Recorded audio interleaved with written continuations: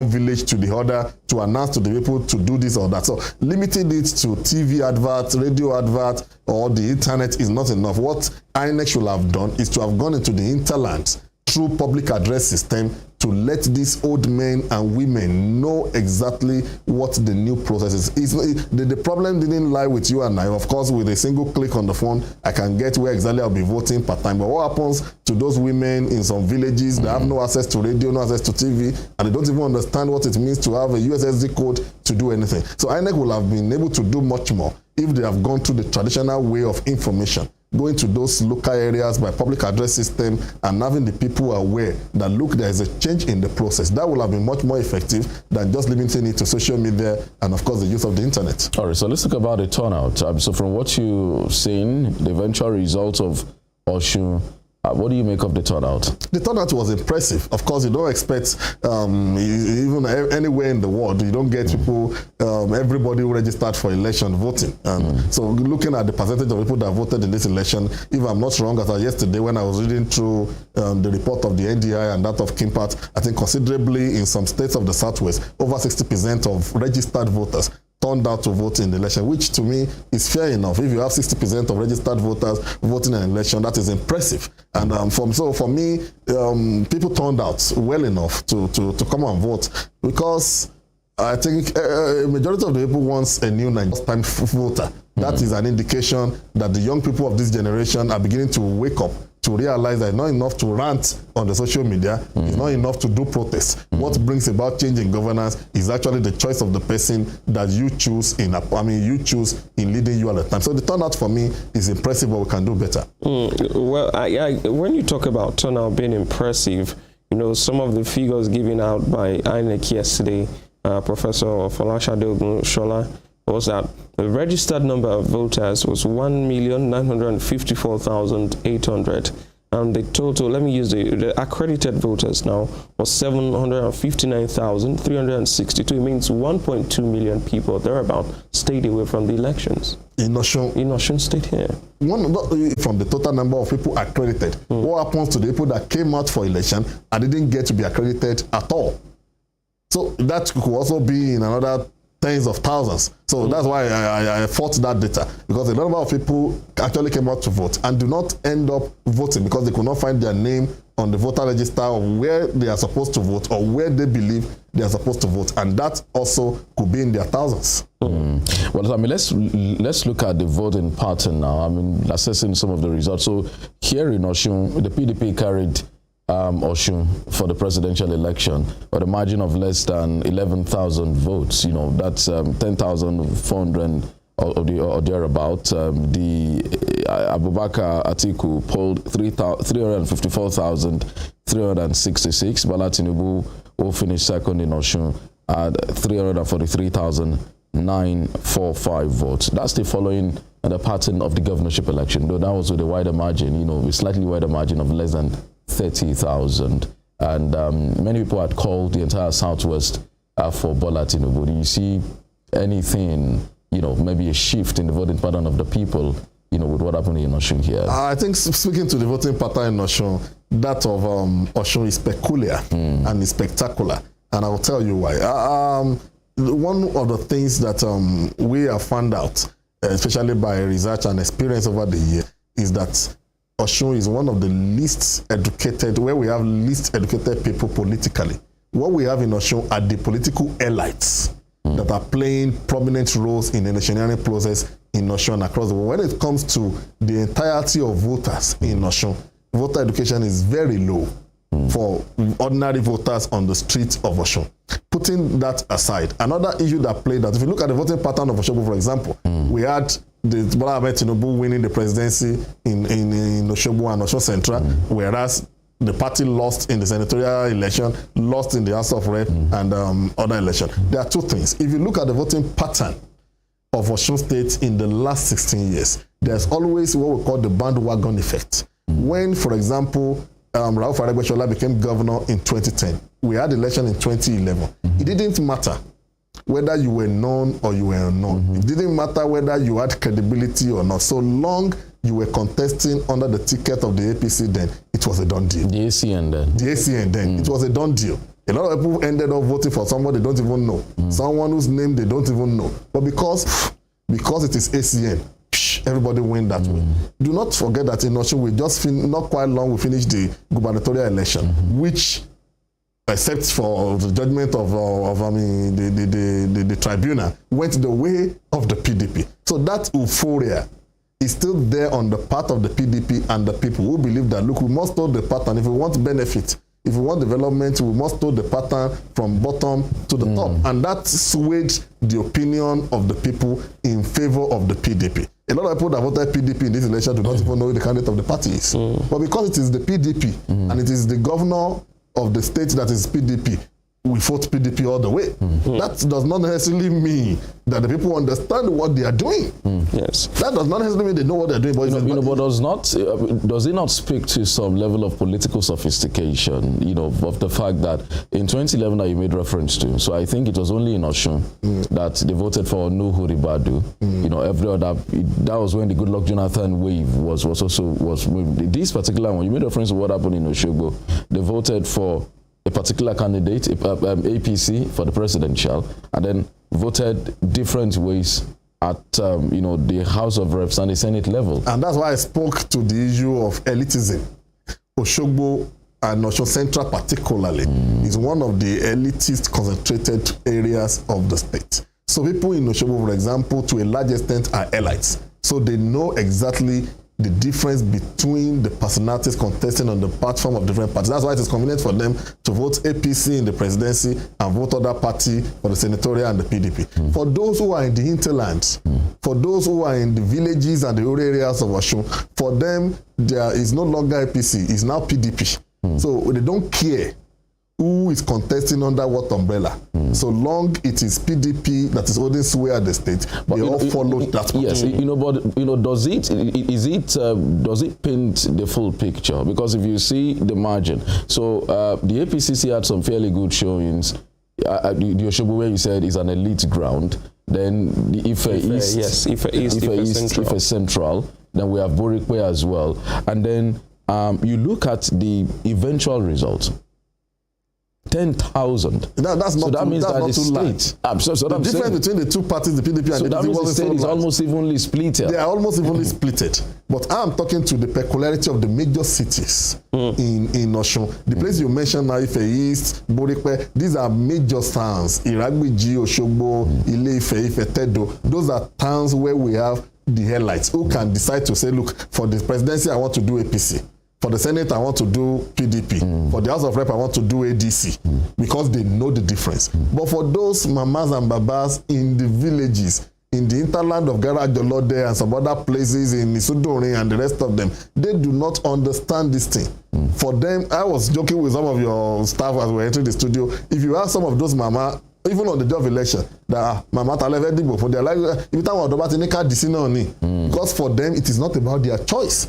It is about the choices made for them by their children, their grandchildren, or the wave of the moment. But nobody, you and I, do not need anybody to tell us where to vote. I can decide to do APC for the presidency, do PDP for the Senate, and do any other party because I am informed. But for those who are in the rural areas, the choices were specifically made for them by the wave of the moment and by the influence of the people that surrounds them. All right, so let's still talking about the voting pattern now. I don't know if we can put it up, but let's look at two local governments, just to speak to what you were talking about elitism and all of that. We'll start with the local government, and I'll take the figures for you.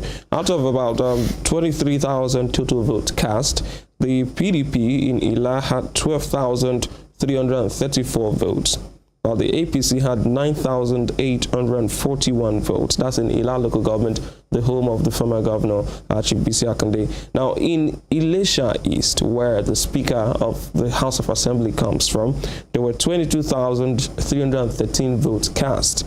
The PDP scored 10,089, and the APC scored 9,580. What could have been the reason? You can see Ilesha East on the screen. The APC scoring 9,580 and the PDP scoring 10,089. What could have been the reason, seeing that a prominent member of the government hails from there, but that movement did not go his way? I can tell you for a fact that, look, if you look, let's talk particularly about Ilesha. That's been one of the hottest zones in the state before election in terms of violence, in terms of competition, in terms of you can imagine there has been a lot of crises and clashes before now on the issue of supremacy of that place, and that speaks to the players around that time. We can begin to identify. If for APC, for example, just like you said in Asia, we have the incumbent Speaker of the House of Assembly, we have a former Commissioner, Remi Omawaye, and of course that's supposed to be the home base of Aro Avregbe-Shola, who is the Minister of Interior, who unfortunately stayed clear of this election prior to the election and on the day of the election, and even after now the election is over, he has not been seen involved in mobilization and what have you. So whether you like it or not, you and I cannot predict or cannot comfortably assume what directive Aro Avregbe-Shola gave to his follower within that enclave in Ilesha. So if his instruction, just assuming that his instruction to his followers, which is in a large number in that place where he's from, is to vote against a particular party, you must have seen the influence of it in election. And then when you talk about Ilesha too, the PDP also has a strong. Don't forget, the immediate past chairman of that party, Sunday BC, is from that Ilesha. You don't take away the fact that within the Ijesha Zone, you have the influence of the senator representing the Osun Senatorial District President. That's talking about Mr. Fadansi. You don't take away the influence of Anoluwole Oke, who is a 5-time member of the Federal House of Representatives within that area. So these are issues that speaks to mobilization of voters and eventual result coming from that zone. So the result coming from that zone to me was competitive enough. The difference between their votes is just about 1,000 or more in the result. That shows you that, look, there is a balance of relevance of the two political parties in that area. But of course, in any election, somebody has to take the day. And unfortunately, it's the turn of the PDP now. All right, but in La, the margin was about 3,000 or thereabouts. So, you know, a prominent member of the APC hails from that area. You know, another member of the APC who was in the cabinet of former Governor Itola hails from there. There's a current sitting House of Assembly member there. You know, how do you speak to the voting pattern this time? If you want to look at the voting pattern in Ila, where the difference in the vote was about 3,000, you also want to speak to the activeness and the influence of the political gladiators of the different political parties around that area. Baba Kande has not been prominently featuring the politics of Osun. He's playing more of national politics than he's playing the politics of Osun. So Baba does not have as much influence as he used to have in the politics of Ila as at now compared to the last few years when he was the de facto leader of the party in the state. So if you have a man who's supposed to garner the effort of the party in a particular area, who plays more of national politics, you always see him with the candidate of the APC, Ashwaja Bola Tinubu. So the time is supposed to be using for mobilization at home are used to play national politics. Don't also forget that there's a very strong man of the PDP in that same town, Ila. Ejide Adeniji was a very strong man in PDP and under the administration of a Goodluck Jonathan. He also has a very great influence on the voting pattern of that place. But by and large, if you also look at the difference, it's just about 3,000. 3,000 is not so much in an election for a town as big as Ila. That also tells you that as it stands now, there's almost a balance between the PDP and the APC. And if you ask me, in Osun State generally, none of the two parties can say we are in charge. Irrespective of the fact that victory went the way of a particular party and the level of Senate and the House of Representatives. I mean, that seems to be the contradiction. So all seats were cleared. I mean, we don't know yet if all the seats all the seats have been cleared, of course, the Senate and the House of Representatives. So for the majority, so we should say that. And in the other way, if you look at it, the margin is so slim. Yes. And especially in the Ife zone. I mean, out of the four local government, the PDP, let's shared. Let's take out Ife Central now. Ife Central has the margin of 9,000 in favor of the APC, 19,362 to PDP's 10,777. But then interestingly, in Ife South, the PDP won 9,765 to the APC's 9,400. 555. You move over to the other Ife local government, that's Ife East.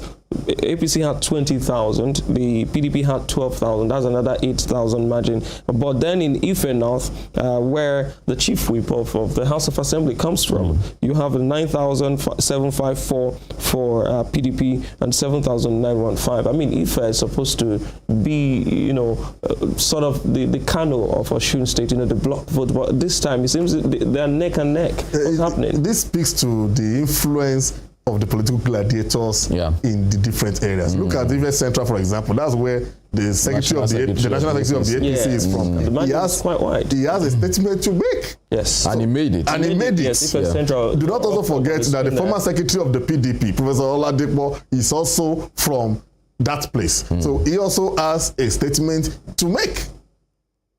Do not forget that the incumbent rep member of that place is substantially from the Ife East part. He has a statement to make. So the victory that went the way of the follow government in Ife is 2-2 to the advantage of PDP. The two places that were won by the APC are the places where we have the strongest personalities within the APC bloc coming from. And the two places where you have the PDP winning are the two areas of Ife zone where you have the biggest gladiators of the PDP also residents. So this is a balance. I don't want to use the word balance of terror that we're used to, but this is balance of influence. That look, every one of them wanted to make it that look, in this place I hold this way. Okay. That is the Ogunshola, the Vice Chancellor of the University of Lagos, and the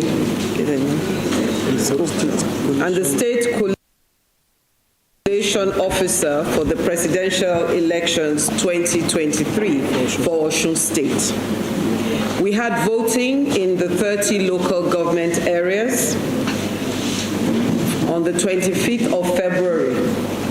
Collation started from the registration areas where the votes were verified, and then it moved on to the local government areas where the registration areas were collated and these votes were verified before it came here to the State Collation Center. I will now read through the votes. The number of registered voters in Osun State was 1,954,800. The number of accredited voters, 1,954,800. The total number of accredited voters was 759,362. 759,362. I will now go on to read the total votes received by each political party. Party A, 1,006. 1006. Party AA, 129. 129. Party AAC, 402. 402. Party ADC, 3,988. 3,988. Party ADP, 1,519. ADP 1519. Party APC 343,945. 343,945. APGA 613. 613. APM 291. 291. APP 149. APP 149. BP 206. BP 206. LP 25.